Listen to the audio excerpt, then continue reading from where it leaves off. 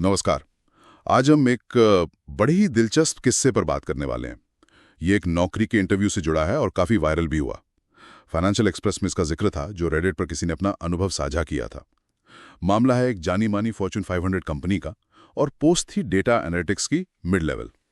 तो सोचिए, interview process बढ़िया चल रहा है, 3 राउंड हो गए, एक टेक होम प्रोजेक्ट भी वो भी पूरा करके दे दिया, सब ठीक लग रहा है। लेकिन एक सवाल का जवाब ही नहीं मिल रहा था कि भाई सैलरी कितनी है। कंपनी बार बार इस सवाल को टाल रही थी।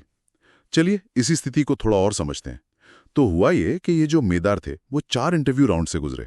पहले राउंड में रिक्रूटर ने क्या कहा कि हम अभी सैलरी तय कर रहे हैं, मतलब बेंचमार्किंग कर रहे हैं। हाँ, ये शब्द काफी कॉमन है कॉर्पोरेट में, बेंचमार्किंग। बिल्कुल। फिर दूसरे राउंड में हायरिंग मैनेजर ने कहा, अरे पहले ये तो देख लें कि आप सही कैंडिडेट हैं भी या नहीं, फिर पैसे की बात होगी।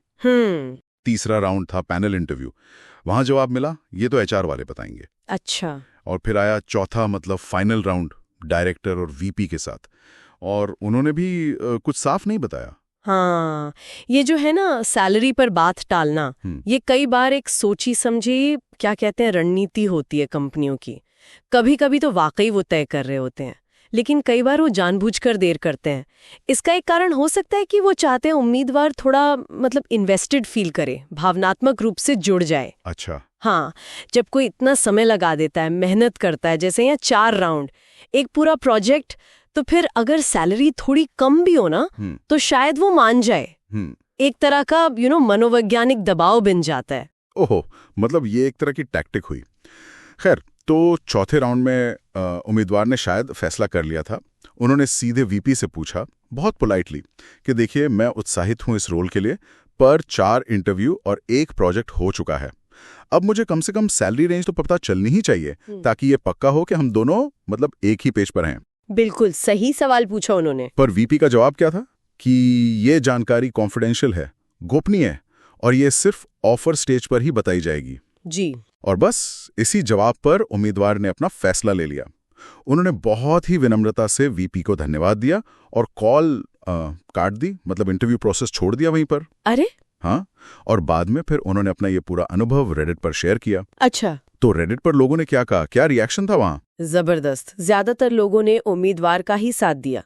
आम राय यही थी कि भाई अगर कंपनी सैलरी बताने में इतनी हिचक रही है, इतना टालमटोल कर रही है, तो पक्का दाल में कुछ काला है। सैलरी शायद कम ही होगी।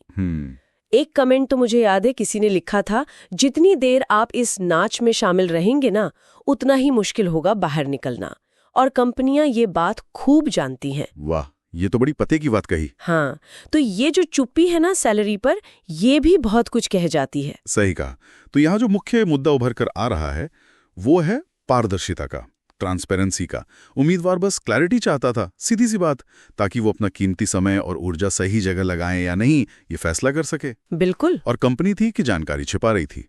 तो ये घटना एक तरह से एक चेतावनी है कि इंटरव्यू में अगर सैलरी पर लगातार गोलमोल जवाब मिल रहे हैं तो ये एक रेड फ्लैग हो सकता है। हाँ बिल्कुल, ये शायद कंपनी के कल्चर के बारे में भी कुछ बताता है। निश्चित तौर पर ये पूरा मामला असल में नौकरी ढूंढने की जो प्रक्रिया है, उसमें शक्ति संतुलन यानी पावर डायनामिक्स और पारदर्शिता के महत्व को उजागर करता है।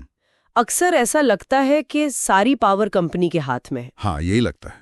लेकिन ये उदाहरण दिखाता है कि उम्मीदवार के पास भी अपनी सीमाएं तय करने का और ना कहने का अधिकार है।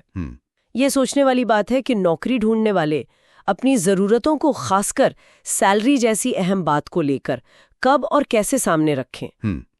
यहाँ एक सवाल मन में आता है, क्या होगा अगर ज्यादा से ज्यादा उम्मीदवार ऐसी स्थितियों में पारदर्शिता की मांग करने लगे? क्या इससे कंपनियों के भर्ती करने के तरीकों में, उनके रवैये में कोई बड़ा बदलाव आ सकता है? ये सोचने लायक बात है।